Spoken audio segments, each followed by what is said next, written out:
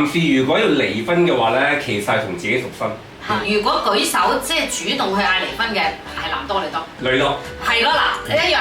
我哋呢邊都係女多，啲男人都唔係好想離嘅，想維持現狀多少少嘅。我都叫啲男人唔好離婚㗎。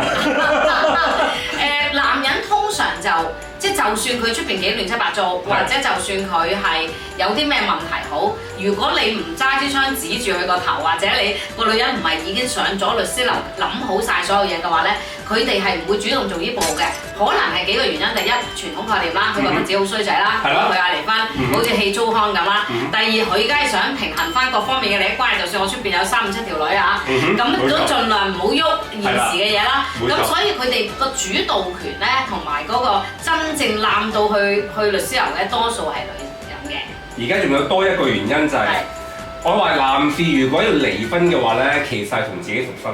好多時嗰個金額好大，你要付出嘅金額好大。睇完記得 comment、like、share 同 subscribe，同埋撳埋 YouTube 個鐘仔啦。